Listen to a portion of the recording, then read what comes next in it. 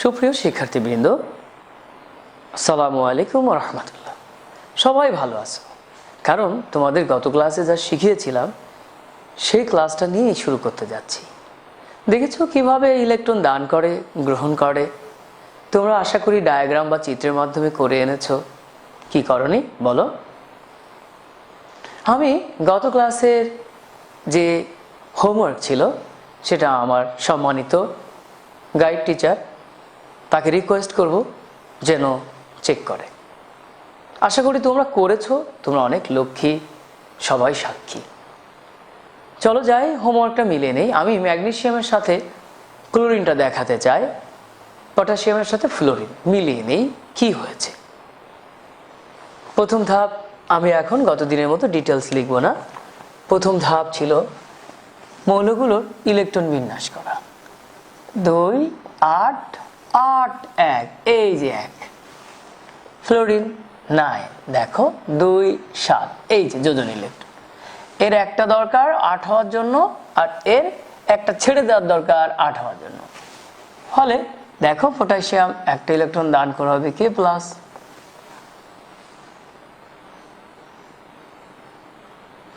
এদিকে ফ্লোরিন ফকিরনি, সেই ইলেকট্রন গ্রহণ করবে, ফলে F-। দেখো এখন এদের মধ্যে কি সুন্দর আকর্ষণ, স্থির বৈদ্যুতিক আকর্ষণ, আকর্ষণ স্থির বৈদ্যুতিক আকর্ষণ তোমরা জানো। এই আকর্ষণের কারণে এখন হবে কে ফাদার নাকি কে ফালতু, নাকি হবে পটাশিয়াম ফ্লোরাইড।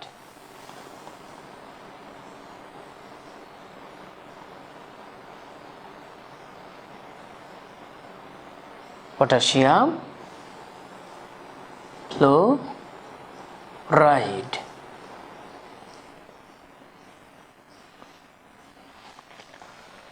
পটাশিয়াম ফ্লোরাইড তোমরা দেখতে পেয়েছো। আর চিত্রের মাধ্যমে আমরা দেখব প্রথম, দ্বিতীয়, তৃতীয়, চতুর্থ শক্তি স্তর। 1 2 1 2 3 4 5 6 7 8, 1 2 3 4 5 6 7 8, লাস্টে একটি 2 8 8 1। ফকিরনি ফ্লোরিন নিউক্লিয়াসে থাকবে first shell, second shell cross দিয়ে দেখায়।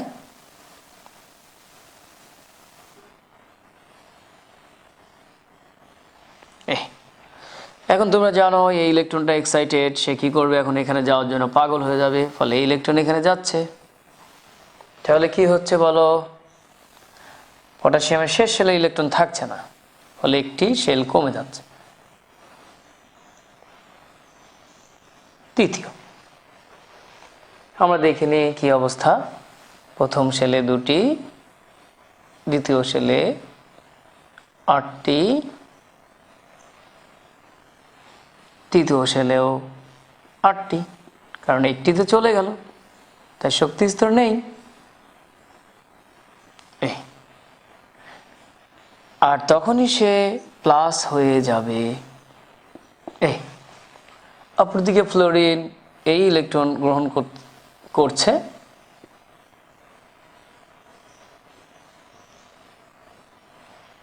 ফ্লোরিন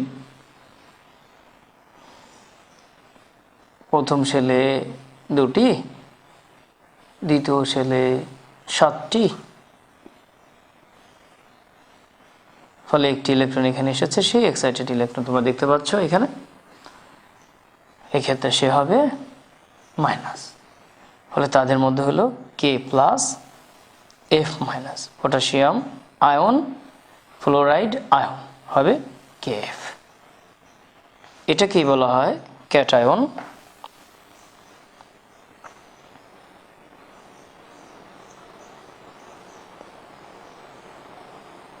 ইংলিশে ক্যাটায়ন, ক্যাটায়ন বিড়ালের চোখ নাকি।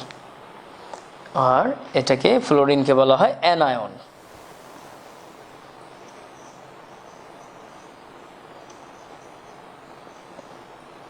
Anion, N ION, anion. তোমরা দেখতে পেয়েছো কোনটা ক্যাটায়ন আর কোনটা অ্যানায়ন। সুতরাং ধাতব যে অংশটা ইলেকট্রন দান করে ধনাত্মক চার্জে পরিণত হয়েছে সেটার নাম হচ্ছে ক্যাটায়ন। যে অংশটা ইলেকট্রন গ্রহণ করে ঋণাত্মক চার্জ মাইনাসে পরিণত হয়েছে সেটাকে বলা হয় অ্যানায়ন। সুপ্রিয় শিক্ষার্থীবৃন্দ, এই ক্যাটায়ন এবং অ্যানায়ন একসাথে মিলেই হয়েছে পটাশিয়াম ফ্লোরাইড। এটাকে বলা হয় আয়নিক বন্ধন। এই যে ধনাত্মক আয়ন এবং ঋণাত্মক আয়ন যে সৃষ্টি করেছে সেই জন্য এটাকে কি বলা হবে বলো? আয়নিক বন্ধন। আয়নের ফলে ঋণাত্মক ও ধনাত্মক সৃষ্টি করার ফলশ্রুতিতে আকর্ষণ হলো এবং তারা কাছে এসে দৃঢ় বন্ধন পটাশিয়াম ফ্লোরাইড অর্থাৎ ফ্লোরিন পটাশিয়ামের সাথে বিবাহিত, তাই পটাশিয়াম ফ্লোরাইড হয়েছে আর বন্ধন তৈরি হয়েছে, তাই এই বন্ধনকে বলা হবে আয়নিক বন্ধন। কি বন্ধন বলা হবে?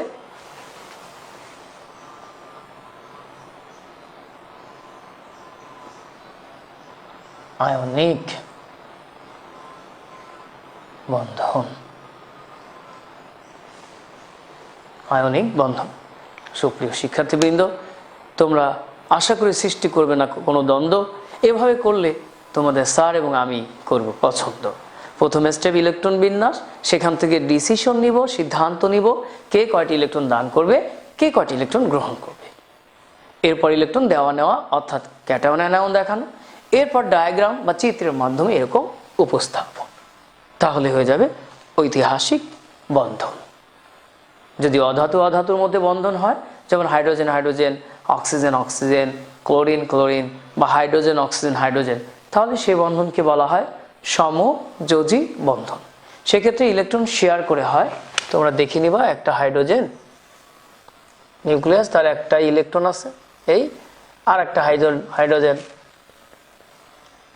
তারও একটা আছে। তখন এই দুইজন শেয়ার করবে, কয় তুমি আমার সাথে শেয়ার করো। শেয়ার মানে দেখো ঠিক এই যে শক্তি স্তর, এই শক্তি স্তর, এই ইলেকট্রনটা এর কাছেও থাকবে ওর কাছেও থাকবে, দেখছো দুইজনের মধ্যেই থাকলো। একে বলা হয় শেয়ার কেয়ার করা, এটাকে বলা হয় সমযোজী বন্ধন। অনেক জাতীয় বন্ধন রয়েছে, আমরা জানবো ধাতু এবং অধাতুর মধ্যে যে বন্ধন তৈরি হয় তাকে বলা হয় আয়নিক বন্ধন। ধাতু এবং অধাতুর মধ্যে যে বন্ধন তৈরি হয় তাকে বলা হয় আয়নিক বন্ধন। তাই আমি আরো সহজ করে বলেছি, আমের যৌগই হচ্ছে আয়নিক। যেমন আম বলতে আমরা বুঝি পটাশিয়াম ফ্লোরাইড, তাহলে আম রয়েছে, সোডিয়াম ক্লোরাইড আম রয়েছে, অ্যালুমিনিয়াম অক্সাইড আম রয়েছে। তাহলে আমের যৌগগুলোকে আমরা কি বলবো বলো? আয়নিক যৌগ বলবো। প্রিয় শিক্ষার্থীবৃন্দ, তোমরা আশা করি সকলে বুঝতে পেরেছ। তবে যাদের যোজনী 2, 3 সেক্ষেত্রে কি করব আমরা একটু দেখে নিই। এক্ষেত্রে দেখলাম যে এক যোজনী, কিন্তু যাদের 2, 3, 1, 2 এরকম যদি হয় তাহলে বন্ধন কিরকম হবে প্রিয় শিক্ষার্থীবৃন্দ আমরা দেখে নিই।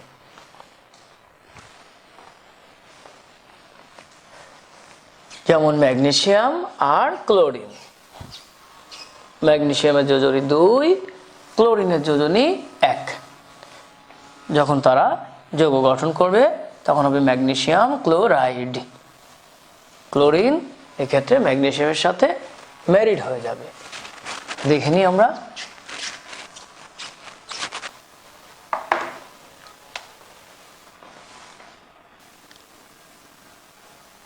বারো 2, 8, 2, এই যে এখান থেকে তুমি ডিসিশন নিয়েছো এই দুটি দান করবে।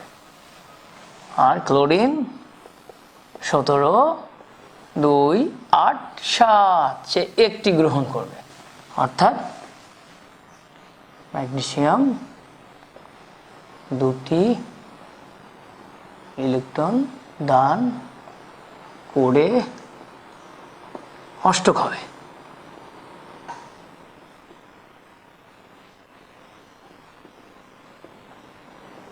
অপর ক্ষেত্রে ক্লোরিন একটি ইলেকট্রন গ্রহণ করে গ্রহণ করে অষ্টক হবে।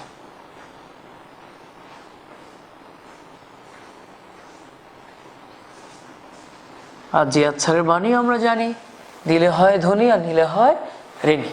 দেখে নি, প্রথম স্টেপ আমরা ইলেকট্রন বিন্যাস, দ্বিতীয় স্টেপ ইলেকট্রন দান এবং গ্রহণ। ম্যাগনেসিয়াম দুটি ইলেকট্রন দান করবে তার যোজনী অনুযায়ী, Mg2+ বা Mg++।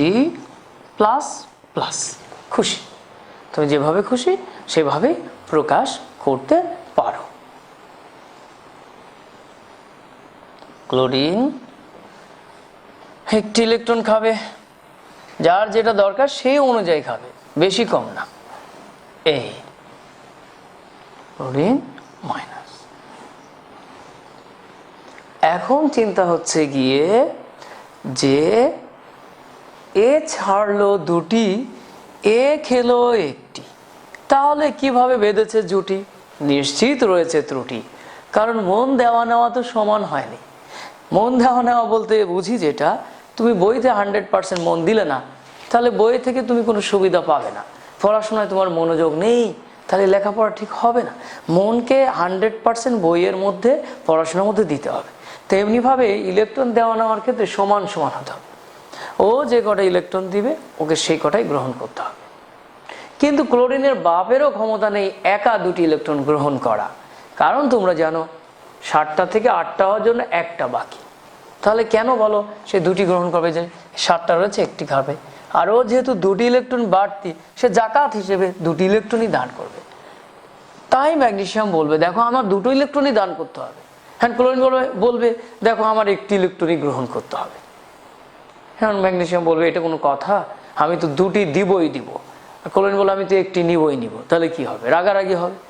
তখন ক্লোরিন বলে আচ্ছা ঠিক আছে, সে তো অভাবী ফকিন্দি, সে চিন্তা করে না আমার তো ইলেকট্রন দরকার, তো এক কাজ করি তোমার দুটি ইলেকট্রন দিবা, ওকে আমরা দুইজন গরিব মানুষকে ডেকে আনবো, তোমার দুটি জাকাতের ইলেকট্রন আমরা দুজনে মিলে নিব।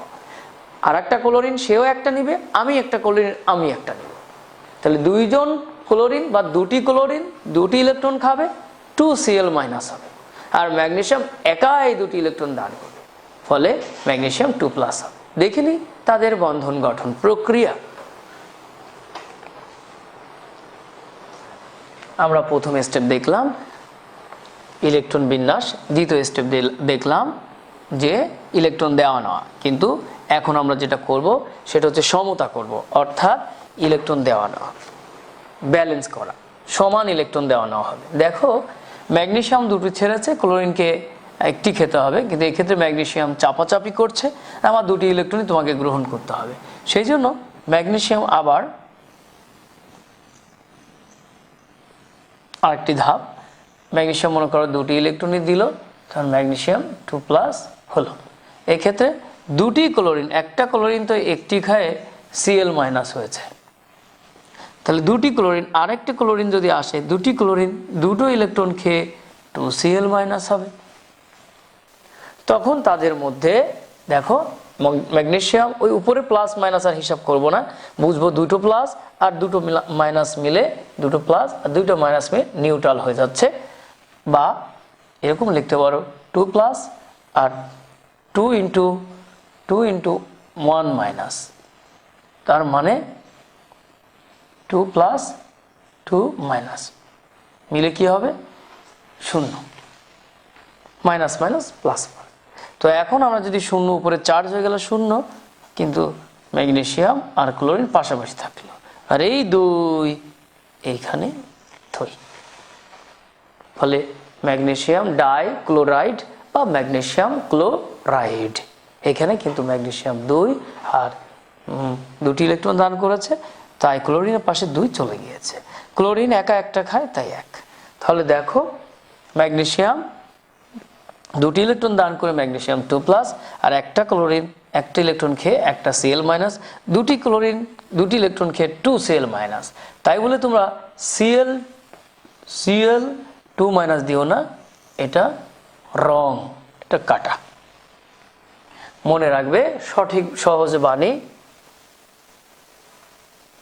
যোজনী যত যোজনী যত মাথার উপরে আয়ন তত।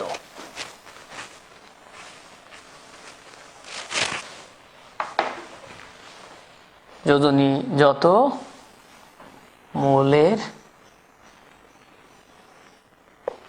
মাথার উপরে প্লাস অথবা মাইনাস তত, যেটাকে বলা হয় আয়ন, যেটাকে বলা হয় আয়ন। আয়নও লিখতে পারো, যোজনী যত মৌলের মাথার উপরে প্লাস মাইনাস তত বা আয়ন তত। তারপরেও বাচ্চারা ভুল করে শত শত।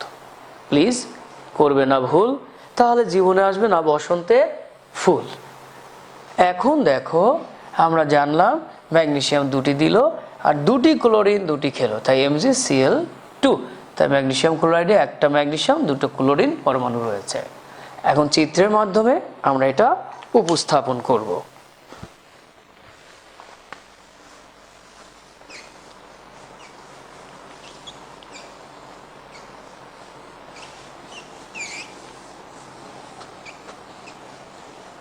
যখন কোথাও ইলেকট্রন দেওয়া নেওয়া সমান হবে না, তখন যথোপযুক্ত সংখ্যা দ্বারা গুণ করে আমরা সমান বানিয়ে দিব।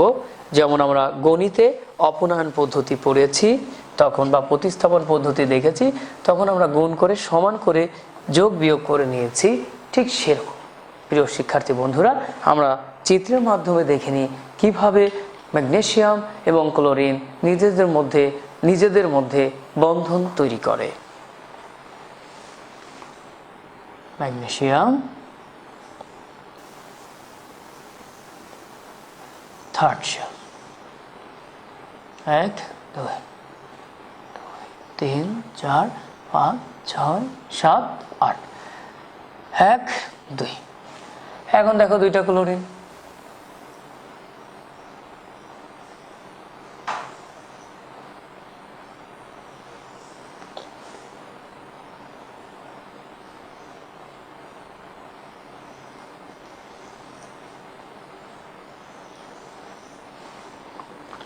দেখো এই ক্লোরিনের ইলেকট্রন প্রথম শেলে দুটি, পরে 8টি আগের মতোই, লাস্ট শেলে 7টি।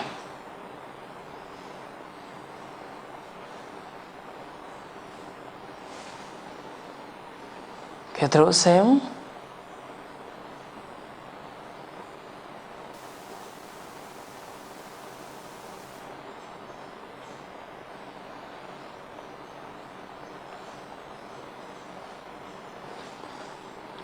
এখন এই যে এক্সাইটেড উত্তেজিত ইলেকট্রন দুটি লাস্টে রয়েছে, সে যে বলবে আমি তোমাকে একটা দেই আর তোমাকে একটা দেই।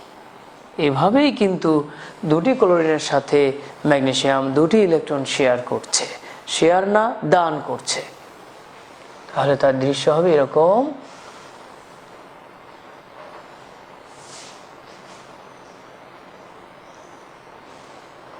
দেখো কিরকম,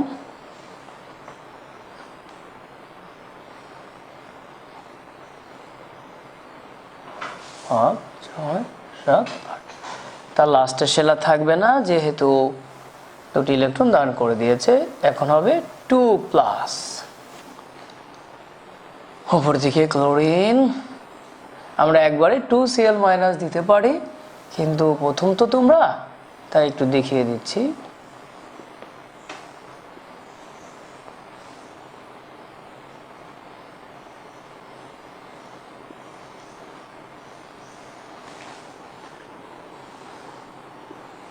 দুই 1 2 3 4 5 6 7 8, 1 2 3 4 5 6 7, 1 2 3 4 5 6 7। শেষেরটা প্রথমে দুটি ছিল, দুটি, এরপর 8টি, 1 2 3 4 5 6 7 8। এখন দেখো যে ওই ইলেকট্রন চলে গিয়েছে, এখানে একটা এই যে এক্সাইটেড ইলেকট্রন, ফলে এ হচ্ছে মাইনাস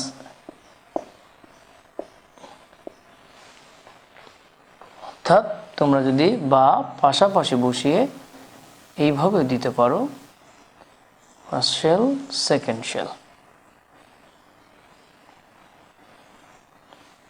5 6 7 8, 2 প্লাস মাঝখানে 2 ফার্স্ট সেকেন্ড থার্ড, অর্থাৎ 1 2 1 2 3 4 5 6 7 8, 1 2 3 4 5 6 7, এই যে মাইনাস, এখানে কিন্তু একটাই মাইনাস, কারণ কোলনের যোজনী 1, কিন্তু সংখ্যা 2 এসেছে আগে, অর্থাৎ MgCl2। তোমাদেরকে এখন যেটা বোঝাতে চাচ্ছি সুপ্রিয় শিক্ষার্থীবৃন্দ, তোমরা দেখো এক্ষেত্রে একটু ভালো করে খেয়াল করে দেখো, এক্ষেত্রে কিন্তু এই যে ম্যাগনেসিয়াম যার প্রথম শেলে 2টি ইলেকট্রন, দ্বিতীয় শেলে দেখো 2টা 2টা 4টা 6টা 8টা ইলেকট্রন, লাস্ট শেলে 2টি। এই ইলেকট্রন, এই লাস্টের ইলেকট্রন দুটোই উত্তেজিত, এক্সাইটেড, চলে যেতে চাচ্ছে, দান করতে চাচ্ছে ম্যাগনেসিয়াম। ফলে এই ইলেকট্রন দুটি ক্লোরিনের একটি পরমাণু গ্রহণ করছে, আর একটি ক্লোরিনের আরেকটি পরমাণু গ্রহণ করছে। এই ইলেকট্রন এইখানে যাচ্ছে আর এই ইলেকট্রন ওইখানে যাচ্ছে। ফলে এই দুটো দেওয়ার ফলশ্রুতিতে এই ম্যাগনেসিয়াম হচ্ছে ম্যাগনেসিয়াম 2+, এখানে 2টি ইলেকট্রন যাওয়ায় 2টি ধনাত্মক চার্জ বিশিষ্ট কণা চলে এসেছে ম্যাগনেসিয়াম, 2টি চার্জ ধনাত্মক চার্জ বিশিষ্ট ম্যাগনেসিয়াম কণা, আয়ন, এর নাম ক্যাটায়ন। আর অপরদিকে ক্লোরিন একটা নিয়ে Cl-, এই যে ইলেকট্রন এসেছে, এই ইলেকট্রনটি এখানে গিয়ে এখানে এরকম দেখা যাচ্ছে, অপরদিকে এই ক্লোরিন এই ইলেকট্রন গ্রহণ করে এরকম হয়েছে। ফলে ম্যাগনেসিয়াম হচ্ছে 2+, আর ক্লোরিন হচ্ছে মাইনাস। এতে কি হলো? Magnesium chloride. আমরা 2টি ক্লোরিনকে কষ্ট করে আলাদা আলাদা ডায়াগ্রাম বা চিত্র আকার পরিবর্তে একটা চিত্র এঁকে সংখ্যা 2 দিয়ে দিতে পারি। এরকম 3টা 4টার ক্ষেত্রে আমরা একই কাজই করব। যেমন অ্যালুমিনিয়াম অক্সাইড, তোমাদের বাড়ির কাজ 2টি অ্যালুমিনিয়াম আর 3টে অক্সিজেন এভাবে আসবে। সেক্ষেত্রে অক্সিজেন আগে আমরা এরকম 3 দিব, আর অ্যালুমিনিয়াম আগে এরকম 2 দিব। এতগুলো চিত্র দেখানোর দরকার নেই, একটা অ্যালুমিনিয়াম একটা অক্সিজেন দেখাবো, সাথে গুণ দিব 2টি অ্যালুমিনিয়াম 3টি অক্সিজেন। এক্ষেত্রেও অ্যালুমিনিয়াম আয়ন দিব 3+, অক্সিজেন দিব 2-, ফলে হবে অ্যালুমিনিয়াম অক্সাইড। এগুলো তোমাদের বাড়ির কাজ। আশা করি তোমরা বুঝতে পারছো কিভাবে আমরা ক্যাটায়ন এবং অ্যানায়ন সৃষ্টি করতে পারি। সুপ্রিয় শিক্ষার্থী বন্ধুরা, দেখো বাড়ির কাজ হচ্ছে অ্যালুমিনিয়াম অক্সাইড কিভাবে গঠন হলো। সাইডে গঠন ওই একই রকম, অ্যালুমিনিয়ামের ইলেকট্রন বিন্যাস তোমরা দেখাবা 2 8 3, আর অক্সিজেন ইলেকট্রন বিন্যাস 8 2 6। এ ত্যাগ করবে 3টি, এ গ্রহণ করবে 2টি। ফলে অ্যালুমিনিয়াম একটু শর্ট ফর্ম করে দিচ্ছি, Al3+, আর অক্সিজেন 2টা O2-। পরে এগুলোকে অ্যালুমিনিয়ামকে 2 দিয়ে গুণ করব, অক্সিজেনকে 3 দিয়ে গুণ করব, করার পরে Al2O3 হয়ে যাবে। তোমাদেরকে একটু হিন্টস দিলাম, তোমরা বাসায় সম্পূর্ণভাবে first step, second step, third step এভাবে করে করে সম্পন্ন করবে। সুপ্রিয় শিক্ষার্থী বন্ধুরা, আশা করি তোমরা সকলেই কিভাবে ক্যাটায়ন এবং অ্যানায়ন তৈরি হয় সেটা বুঝতে পেরেছ। ধনাত্মক চার্জ বিশিষ্ট কণাকে বলা হয় ক্যাটায়ন, ঋণাত্মক চার্জ বিশিষ্ট কণাকে বলা হয় অ্যানায়ন।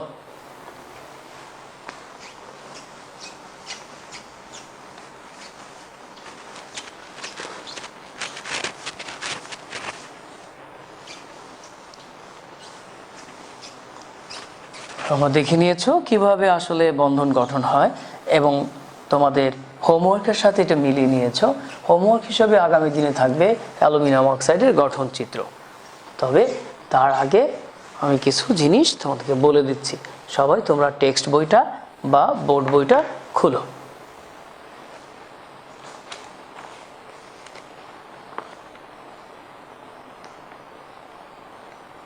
খুলেছো?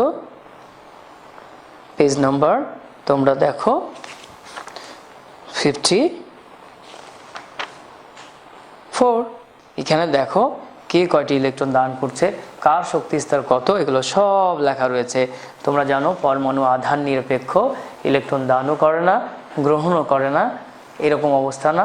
পরমাণু নিরপেক্ষ অবস্থায় যে কটা ইলেকট্রন থাকে ঠিক সে কটাই প্রোটন থাকে, যে কটা ইলেকট্রন থাকে ঠিক সে কটায় প্রোটন থাকে। তোমরা জানো ইলেকট্রন সংখ্যা 20টি হলে প্রোটন সংখ্যাও 20টি।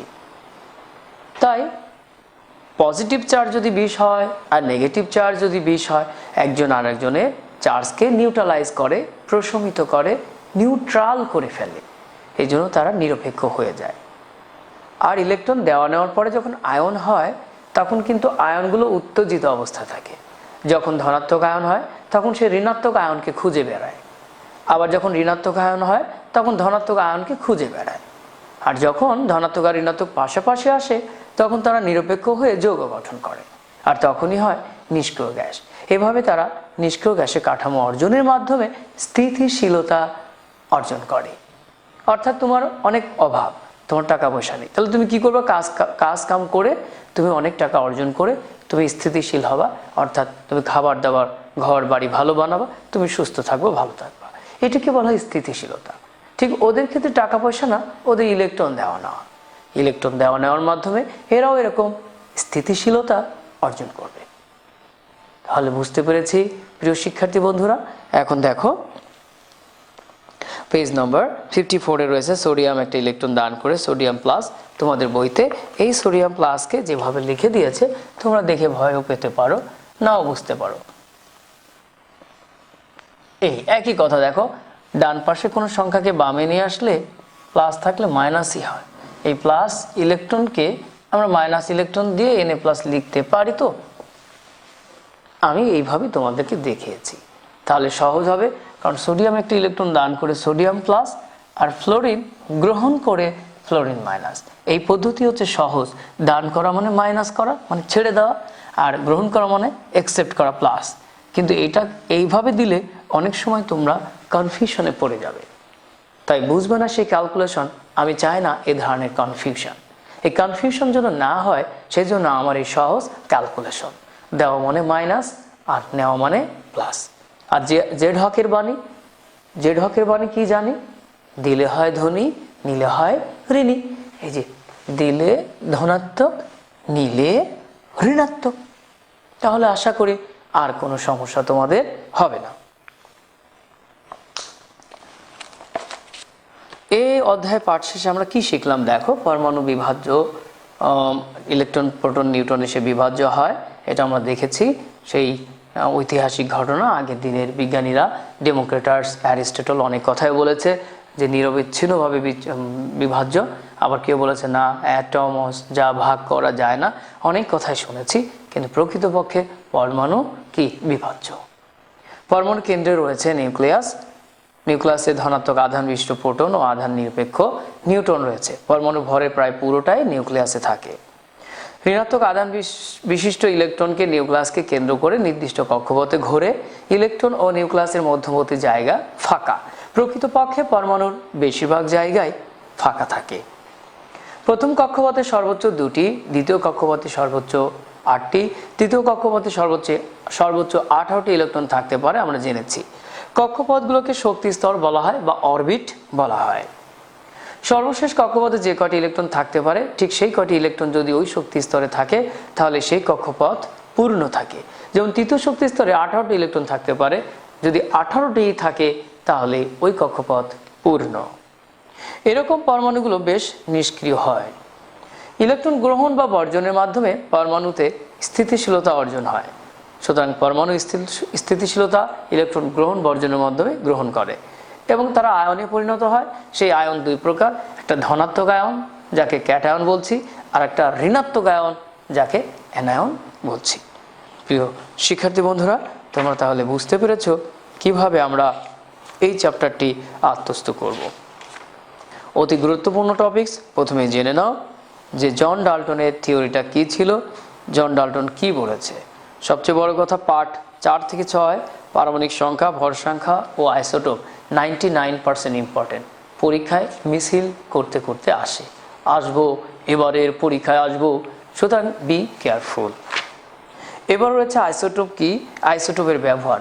100-তে 100 ইনশাল্লাহ আসবে, ইনশাল্লাহ 100-তে 100 আসবে আইসোটোপ এবং তার ব্যবহার। আইসোটোপ মনে আছে?